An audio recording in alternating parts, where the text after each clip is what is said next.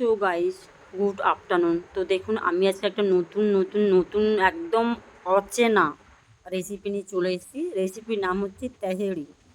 এটা হচ্ছে বেশিরভাগই বিহারিরা খায়, একদম 100% বিহারিরা খায়। এটা বিহারিদের খাবার। কেন কি, আমি একটা কাজের বাড়িতে গত 14 বছর কাজ করেছি, তাদের বাড়িতে এই রান্নাটা করেছি। আমি প্রায় করি, বাট আমি কোনো দিন আমারও হয়ে ওঠে না যে আমি এর ভিডিও বানাবো। বাট একদিনকার সময় পেয়েছিলাম, তাই ভিডিওটা করেছিলাম। ভিডিওটা করেছি প্রায় 10 মাস হয়ে গেছে, 10 মাসের আগের ভিডিও। কিন্তু এখন আমি সেটা এডিট করছি, এডিট করে আপনাদের সামনে পোস্ট করে তুলে ধরবো। তো কেমন করে বানালাম তেহারিটা পরিষ্কারভাবে সবভাবে দেখিয়ে দিয়েছি। মাঝখানে শুধু একটাই জিনিস পেস্ট আছে, সেটা হচ্ছে রসুন পেস্ট। বাকি কি ফোড়ন দিয়েছি, কেমন করে বানাচ্ছি, সবটা আমি তুলে ধরেছি। তো আপনারা ফটাফট দেখে নিন, বানিয়ে ফেলুন আর খান, আর সবাইকে খাওয়ান। সত্যি সত্যি ভীষণ অসাধারণ রেসিপি। মানে নামটাও একদম মানে অচেনা, মানে বেশ সুন্দর একটা নাম। তো যাই হোক, দেখে নিন কেমনভাবে বানিয়েছি। তো আমি আবার একটা কথা বলছি, আমি হচ্ছে এমন একটা লাইফে এসেছি, গাইস, এতটা কষ্ট করছি পরিমাণে, জাস্ট আমার কন্যাকে মানুষ করার জন্য। কেন, আপনারা সবাই খুব ভালো করেই জানেন আমি সিঙ্গেল মাদার। তো কী কষ্ট যে করতে হয় গাইস, আমি আপনাদেরকে বলে বোঝাতে পারবো না। দিনের পর দিন কন্যা বড় হচ্ছে, কন্যার খরচা বেড়ে উঠেছে, কন্যার মেডিকেলে খরচাও বেড়ে উঠেছে। মানে হঠাৎ করে ওর 12 বছর বয়সে, হঠাৎ করে বলবো না, সব মেয়েদেরই হয় যে পিরিয়ড শুরু হওয়ার সাথে সাথে ওর অনেক কিছু মেডিকেলে প্রবলেম হচ্ছে। সেই সব মেডিকেলে চিকিৎসা করানো হচ্ছে। এখন একটু ঠিক আছে, বাট আমারও খুবই শরীর খারাপ ছিল বা হয়েছিল। বাট আমার এখন আমি একটু সুস্থ আছি, কারণ ডাক্তার আমাকে রেস্ট নিতে বলেছে। এই রেস্ট নেওয়ার কারণে আমাকে অনেকগুলো কাজ ওরা ছাড়িয়ে দিয়েছে বা আমি ছেড়ে দিয়েছি, কিছু একটা হয়েছে। তো এখন আমার খুবই কাজ কম আছে, আমাকে চালাতে হচ্ছে প্রচণ্ডভাবে, মানে ভীষণভাবে প্রবলেম যাচ্ছে। মানে কি বলবো গাইস, আমি বলে বোঝাতে পারবো না। তারপরে মানুষজন তো থাকেই, বুঝতেই পারছেন। মানে এটাই আমি শুনে আসছি যে ডিভোর্সিরা খুব বাজে হয়। গাইস, একটা কথা বলুন তো, শুধু কি মেয়েদেরই দোষ থাকে? পুরুষের কি কোনো দোষ থাকে না গাইস? এক হাতে কি তালি বাজে গাইস? ডিভোর্স কিন্তু একটা দুজনের বর্নিং, যে বর্নিং এসে সেই ডিভোর্সটা হয়ে যায়। সেই বর্নিংটা না থাকলে কিন্তু ডিভোর্সটা এমনি এমনি হয় না গাইস। তো আমি জানি যে আমার ডিভোর্সটা কেন হয়েছে, সেটা আমি খুব ভালো করেই জানি। বাট আমি সেই জায়গাটা এসে বলবো, শুধু মেয়েদের দোষ থাকে না, পুরুষেরও সমান পরিমাণে দোষ থাকে। আবার কোনো কোনো মেয়ে থাকে, মানে অত্যাচার সহ্য করতে করতে তাদের দেওয়ালে পিঠ ঠেকে যায়, তবেই তারা সেই জায়গা থেকে বেরিয়ে আসে। যখন বেরিয়ে আসে, তাদেরকে সমাজে হ্যাংলারা চেপে ধরে, হায়না চেপে ধরে, তাদেরকে বাঁচতে দেয় না। তারপরেও তারা সেই জায়গা থেকে উঠে বাঁচার সুযোগ খোঁজে, যে কীভাবে করে বাঁচবো, কীভাবে করে নিজের সন্তানকে মানুষ করব, বা কীভাবে করে আমার পরিবারের কাছে দাঁড়াবো। তারপরেও তাদেরকে সেইভাবে করে যন্ত্রণা দেওয়া হয়, কষ্ট দেওয়া হয়। তাদের মধ্যে আমি একজন নারী গাইস।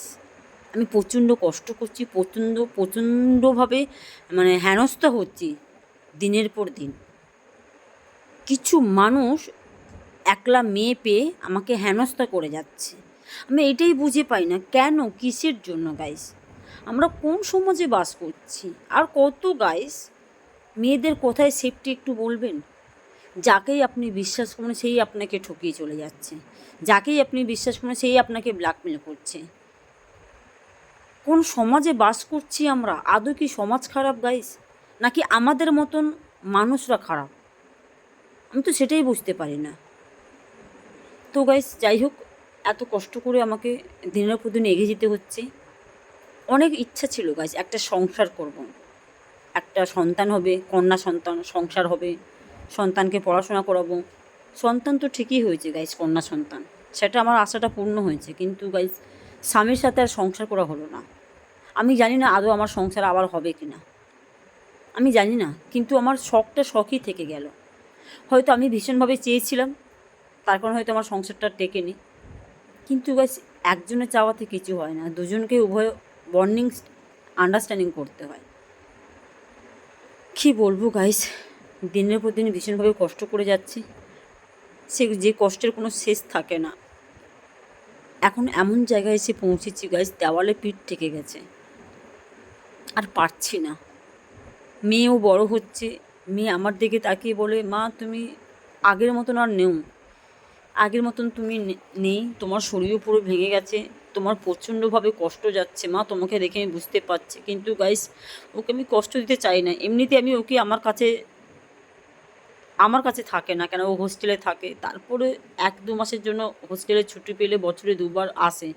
তার মধ্যে যদি আমি ওকে কষ্ট দিই গাইস, তাহলে তো ও তো আরও ভেঙে পড়বে ভেতর থেকে, তাহলে ওর মানসিক চাপ পড়বে। এমনিতে গাইস ওর বাবা নেই, তাতেই ওর অনেক ডিস্টার্ব ফিল হয়। তার মধ্যে আমি যদি ওকে কষ্ট দিই, তাহলে আমি আর কী করবো গাইস? কিন্তু আমার তো আর কিছু করার নেই গাইস। ছোটোর থেকেই খাটছি গাইস, 10.5 বছর বয়স থেকে কলকাতায় এসে রওনা দিয়েছি। কীভাবে করে দিনের পর দিন নিজের সাথে লড়াই করেছি, স্যাক্রিফাইস করেছি। এমন একটা মানুষের সঙ্গে বিয়ে হলো গাইস, সে আমাকে ঠকিয়ে চলে গেল।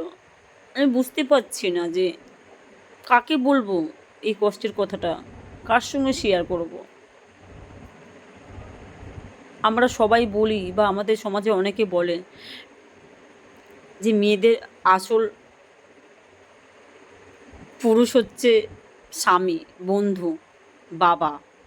এটাই শুনি, মানে স্বামী বন্ধুও হয়, স্বামীও হয়, আর যদি বাবা বেঁচে থাকে। মানে আমার দুটোর মধ্যে কেউ নেই গাইস। আমি বুঝতে পারি না যে আমার কপালে আরও কী লেখা আছে। না আমার বাবা জুটলো, না আমার স্বামী জুটলো। আমার যখন 10.5 বছর থেকে 11 বছরের বয়স, তখন বাবা মারা গেছে।